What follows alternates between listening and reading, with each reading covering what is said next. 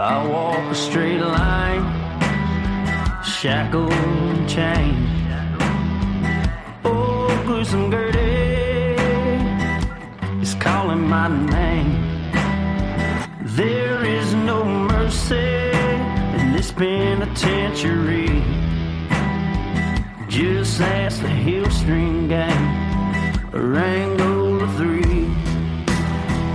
I'm here for life, I'm here to die. Inside these walls, inside the wire. And when the wolf cries, I know it's over. Oh, bloody Angola. Oh, bloody Angola.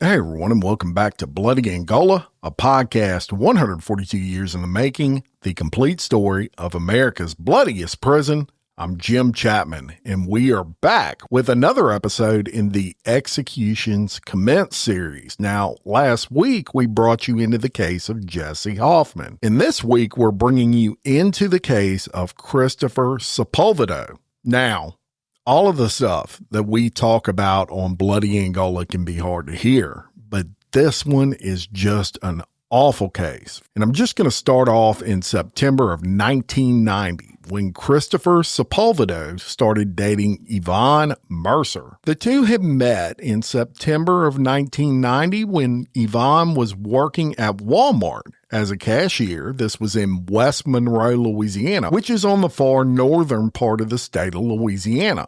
And Yvonne had been separated from her husband at the time. She was a struggling mother, right? She had a 4-year-old son. His name was Wesley, and she was seemingly just trying to get by in life, kind of starting over. And Christopher Sepulvado, he was really laying on the charm with Yvonne. And early on in the dating relationship, he appeared to be a great guy. She would tell family and friends that he treated her better than she had ever been treated in her entire life. And although Christopher Sepulvado was much older than Yvonne, he was 48, she was 26 at this time, he appeared to possess the stability she was looking for in a future husband and stepfather for her son Wesley Allen Mercer, who went by Allen. Now, at that time, she was living with her parents after her separation. And I'm sure, like most people at that age, she's looking for a way out of her parents' house.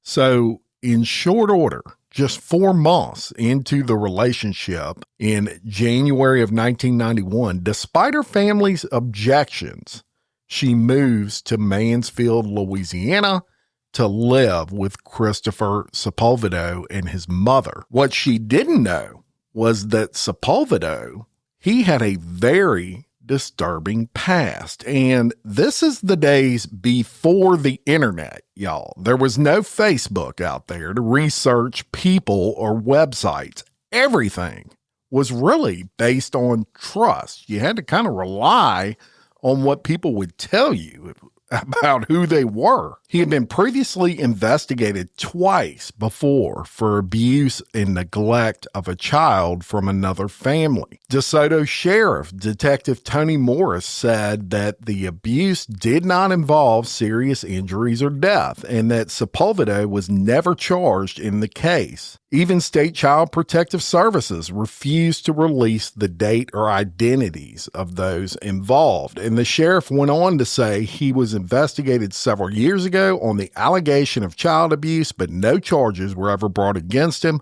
We found another investigation had been done with the same results. And of course, all of this came out after the incident that I'm about to tell you about took place. So Sepulvado was also previously arrested on a battery charge. A former girlfriend filed those charges against Sepulvado, but they were later dropped. And the point of all that is to paint a picture of this ain't a nice guy at all. And he liked to beat on women. Just a horrible human being, in my opinion. Now, once he managed to get Yvonne away from her family, his true colors started to show around her as well. It wasn't long before he began drinking heavily and physically abusing Yvonne. It got so bad, in fact, that on May 10th of 1991, just 5 months after moving in with Sepulvado, Yvonne left him and moved back to live with her parents. As is common with a lot of these abuse cases, Sepulvado managed to talk his way back into her life. And sometime around early July, she moves back in with Sepulvado. But this time, she leaves her son Alan back with her parents. And again, as is so common with abuse, the abuse started up again. And Yvonne leaves Sepulvado yet again. But returns again to Sepulvado, this time taking Alan with her.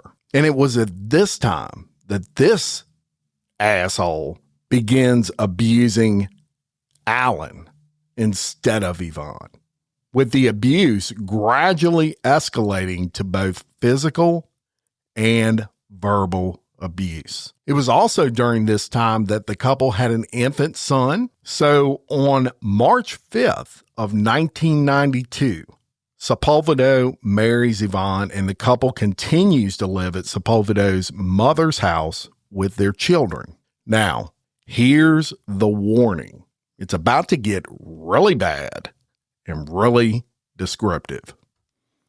The day after the wedding, this is on March 6th of 1992, Alan comes home from school and he had soiled his pants.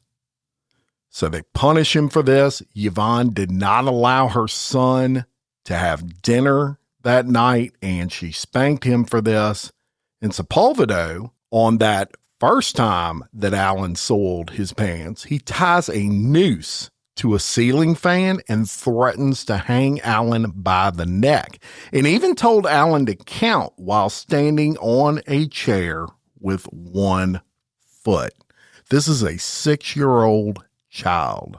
Sepulvado then uses a belt to whip Alan and also shoved the boy's head into a toilet bowl during the second and third time that Alan defecated in his pants. Again, a 6-year-old boy. On March 7th, the next day, the abuse continued. Alan was starved for another day after Sepulvado instructed his wife not to feed her son.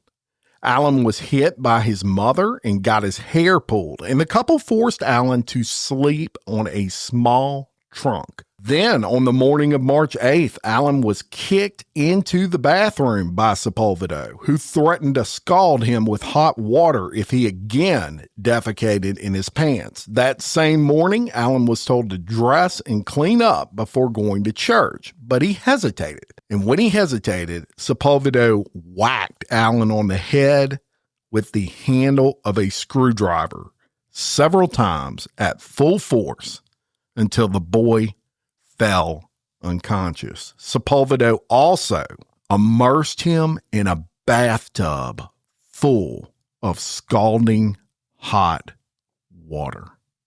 After the assault and the scalding, Alan was allowed to eat, but he vomited, fell over, and lost consciousness right after.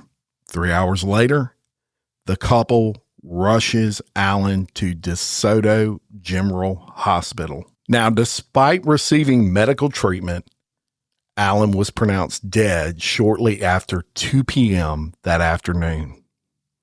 It was discovered he was deceased before he even arrived at the hospital. Now, initially, neighbors grieved with the Sepulvados.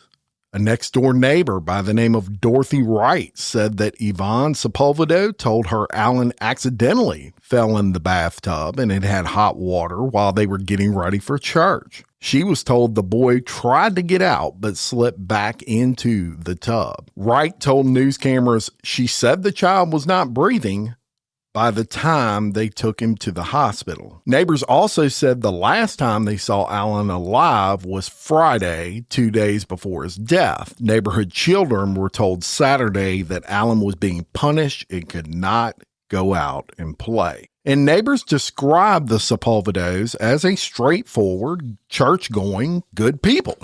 After Alan's death, a neighbor said Christopher Sepulvado was seen wearing a red t-shirt that stated John 3:16 on the front and Born Again on the back. Alan's paternal grandmother would only say the boy's death was probably the most tragic thing that has ever happened in our lives, and neither she nor her son would comment further. On March 9th of 1992, an autopsy was conducted by Dr. George McCormick, and he found that the cause of death was due to failure of the heart and lungs caused by severe third-degree burns, covering 58% of Alan's body. And Dr. McCormick also found multiple head wounds on Alan from those screwdrivers, right?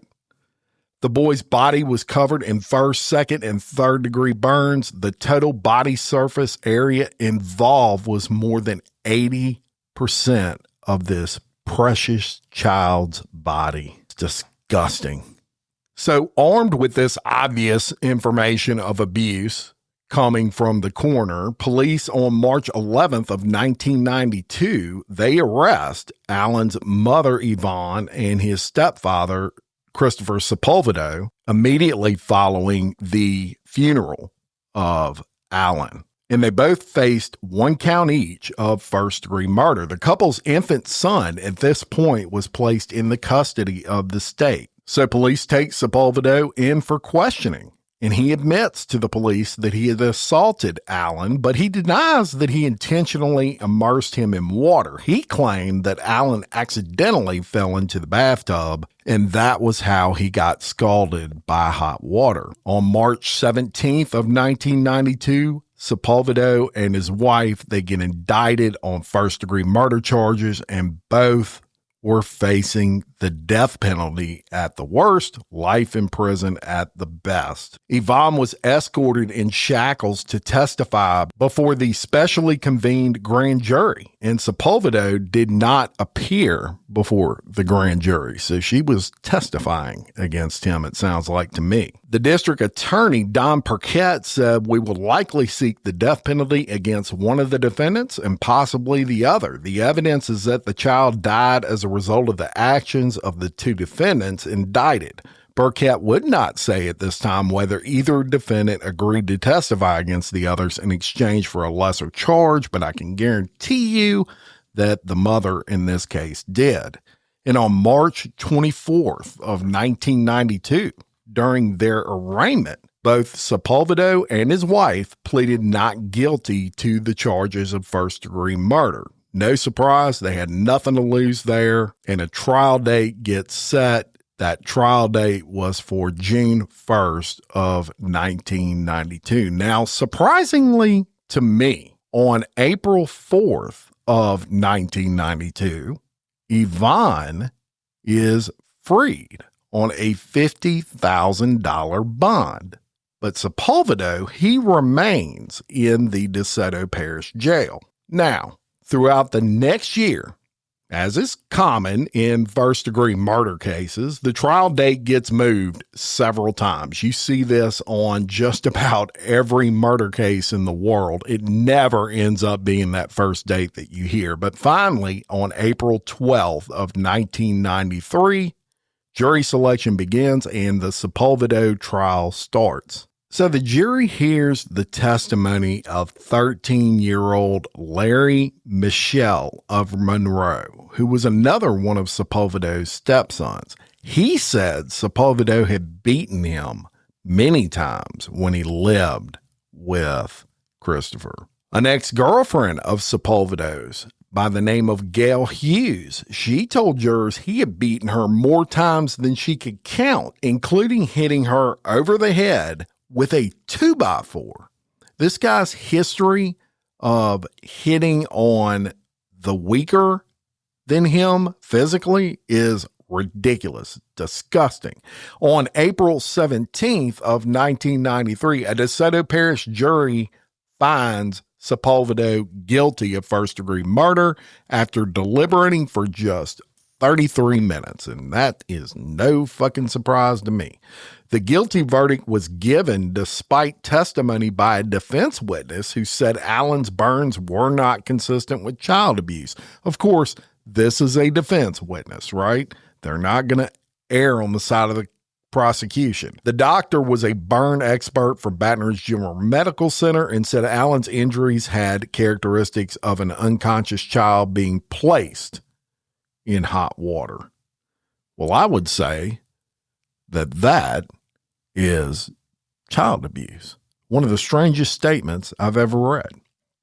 Earlier in the trial, coroner Dr. George McCormick, he testified for the prosecution and said the child's injuries did not appear accidental. And on April 19th of 1993, just 2 days later, the jury recommends the death penalty for Sepulvado. It took the jury less than a half hour to decide on the death penalty. So their minds were made up, and I would imagine that most people sitting on the jury during this trial, hearing all of this abuse and all of the shit that this guy did prior to killing this poor baby, would have probably thought the same way.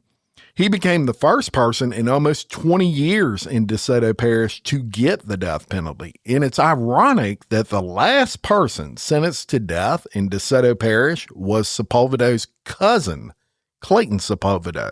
This was in 1976. He was convicted of shooting a man in the head, though that sentence later got converted to life in prison. But the apple obviously not falling far from the tree there. The DA, Don Burkett, said, sentence this animal to death. He deserves it.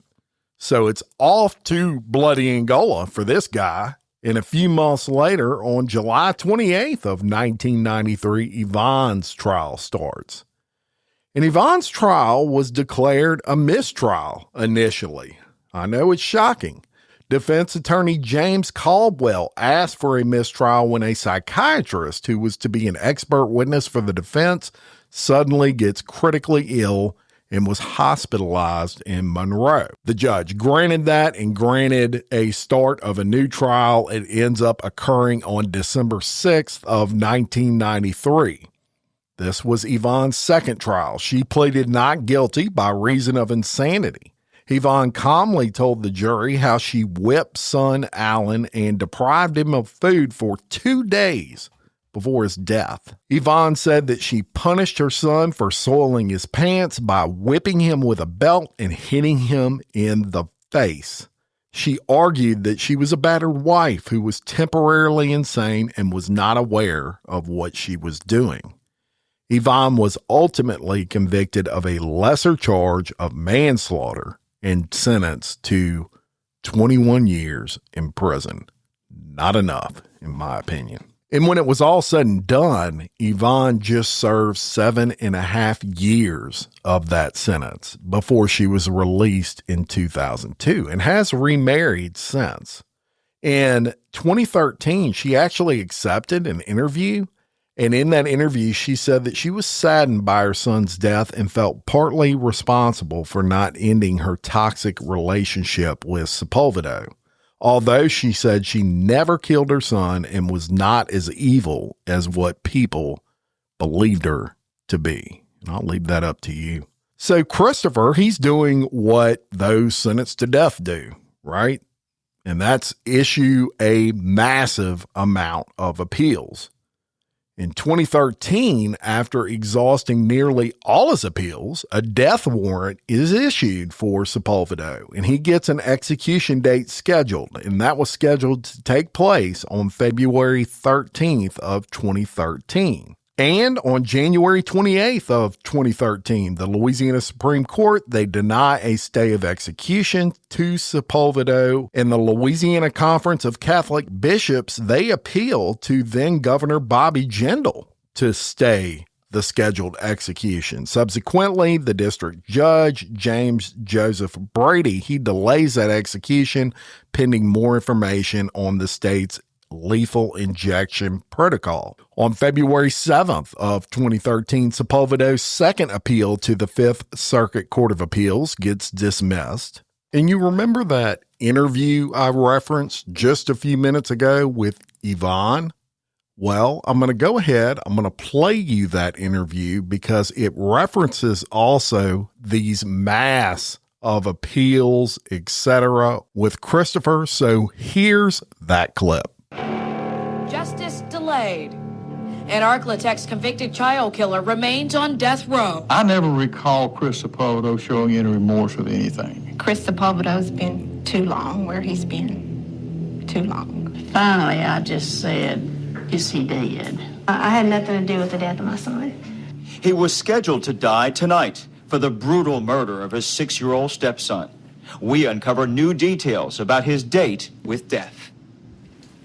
A DeSoto Parish man remains on death row now after a judge delayed his execution, which was scheduled for tonight. It was delayed because the State Department of Corrections had not given Christopher Sepulvado enough information about the drug that was going to be used to kill him. We have team coverage tonight. New information tonight. An attorney for the Department of Corrections tells KSLA News 12 an appeal of the delay of that execution is expected to be heard tomorrow before the Fifth Circuit Court of Appeals in New Orleans. We begin our team coverage tonight with a trip back to the scene of the crime, where our community is still coping 20 years after tragedy. Nothing can crush the heart of a kindergarten teacher more Every morning when he came to school, he hugged people that he saw. than hearing that one of your students passed away. Devastated and shocked, and no way this could have happened to this child. March 8th, 1992, word spread quickly in the small town of Mansfield of 6-year-old Alan Mercer's death. Diane Dees was in church. And you begin to wonder, was there something I missed? Was there something going on that I should have noticed? The little boy was rushed from his home on Church Street to DeSoto Hospital. His stepfather, Christopher Sepulvado, carried him inside, and Dr. Jeffrey Evans was there. Is obviously he'd been burned badly because the flesh was coming off of him. Sepulvado told investigators it was an accident. The boy slipped into a tub of hot water. He was already dead. We could tell that. Now, how long he had been dead? Probably less than 2 hours, I would say. It was obvious that something terrible had happened to that child. I was shocked. Lieutenants Tony Joe Morris and Judson Reeves were called to investigate. They interviewed Christopher Sepulvado and the boy's mom, Yvonne, and then gathered evidence at the home, along with witness accounts. They found out that Christopher Sepulvado abused and tortured little Alan Mercer after the boy soiled his pants at school. And he had a fear of Chris. I mean, it was a horror. There were beatings and threats to hang the little boy. And that's not all. They didn't feed him Friday night. They didn't feed him Saturday at all. Investigators say Yvonne and Christopher Sepulvado even made the boy sleep in his soiled clothes, both nights on this trunk, right in front of his bed. What happened next at this home was even more heinous. Investigators say Christopher Sepulvado grabbed the handle of a screwdriver and struck Alan Mercer numerous times over the head until he was unconscious. That was in his bedroom.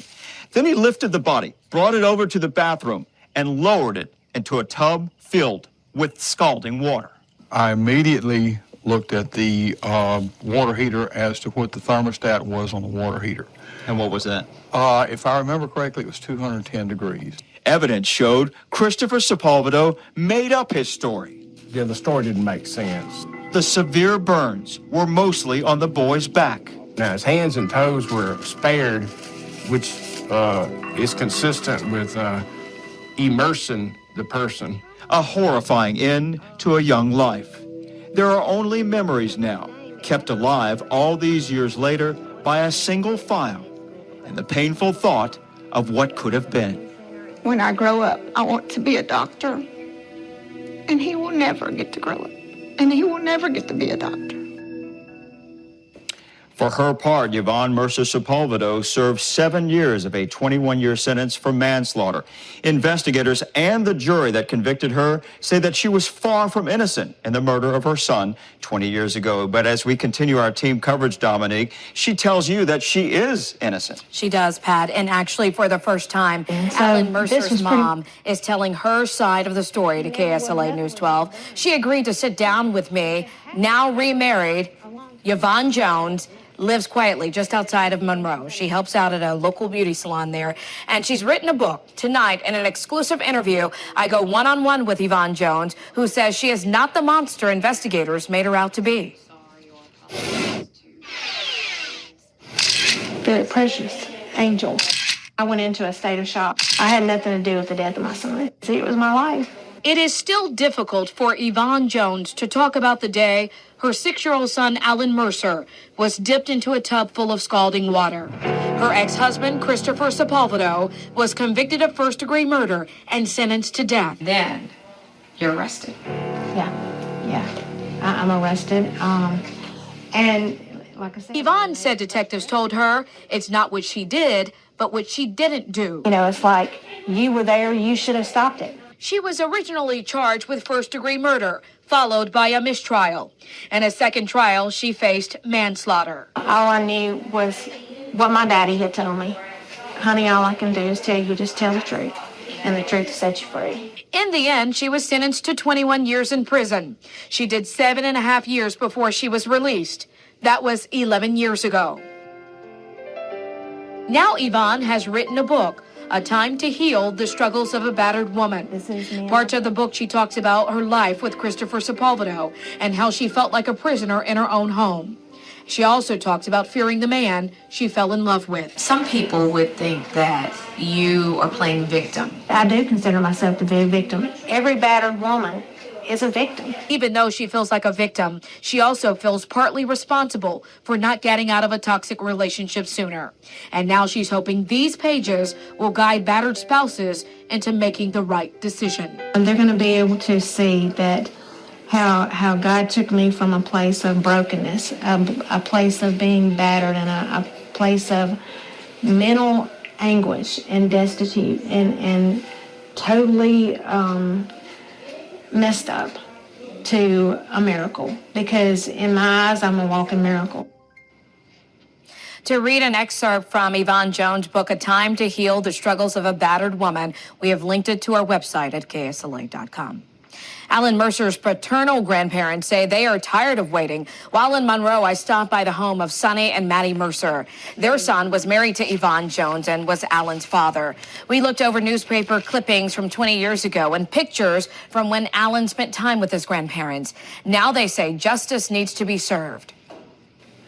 There's always consequences to mistakes we make or crimes we commit or whatever, so I think he needs to suffer those. Think it should have happened a long time ago? He's been on death row too long? Yeah. Mm-hmm. He was a mean guy. They had some of his other wives up there in the trial telling how bad he was to them. The Mercers were approached about watching the execution, but say they have no interest in witnessing Christopher Sepulvado's execution. Back to what's next for Christopher Sepulvado and the delay of his execution. I spoke to DeSoto Parish District Attorney Richard Johnson, who has this to say, quote, I am disappointed that the execution was delayed. However, I have faith that justice, although slow, is sure. Then on September 6th of 2013, the execution gets rescheduled to be carried out. And so he gets another execution date of November 5th of 2013. However, the Supreme Court vacates the execution date 3 weeks later, allowing Sepulvado time to continue his appeal. Can you imagine all the money that this cost? All the time. You can see the red tape is just insane with this. On October 1st of 2013, the Louisiana Supreme Court vacates Sepulvado's November 5th execution date. In October 15th of 2013, they turned down Sepulvado's final appeal. So then we get into 2014. January 7th, and for the third time in over a year, Sepulvado's execution date gets set. This time for March 7th of 2014. So it's going to happen, right? Not so fast. During the time he's awaiting to be executed, the whole system crashes in the state of Louisiana over the lethal injection protocol. So there's a lot of legal ease that occurs all the way until 2024.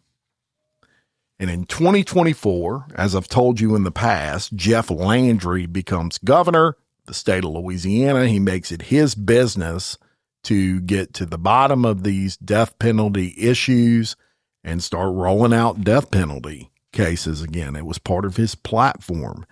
And in March of 2024, he signs a bill to allow the state to adopt both nitrogen gas inhalation and the electric chair as alternative execution methods aside from lethal injection. He's just going to go to a whole new deal. In February of 2025, the Attorney General, Liz Muriel, announces that the state will resume the executions and they're going to use nitrogen hypoxia as the method.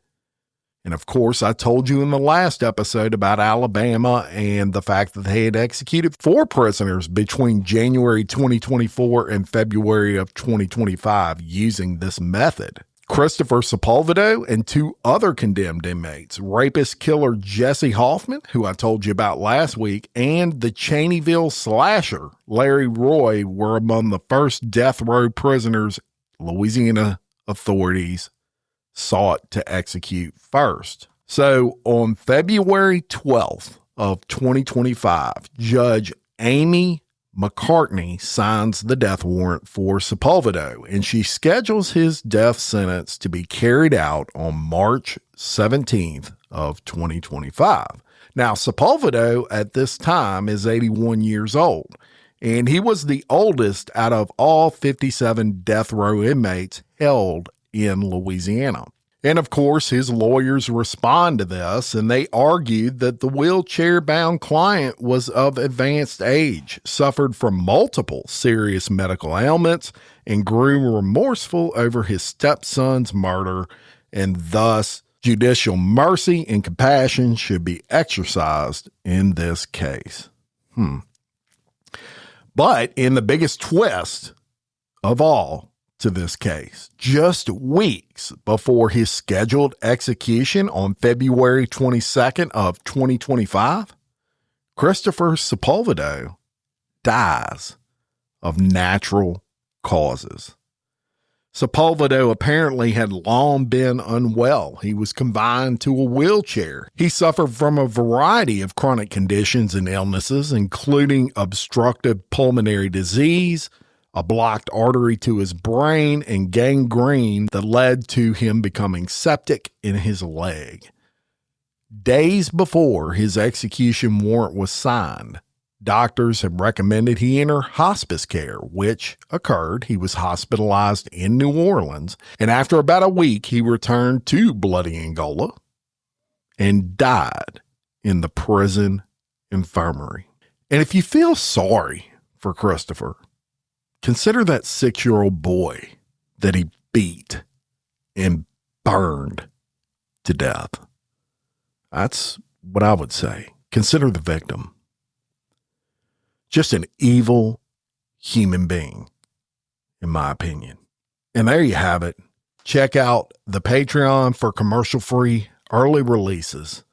And next week, I'm going to bring you that story of the Cheneyville slasher as we continue this Executions Commence series. And until next time, I'm Jim Chapman for Bloody Angola, a podcast 142 years in the making, the complete story of America's bloodiest prison. Peace.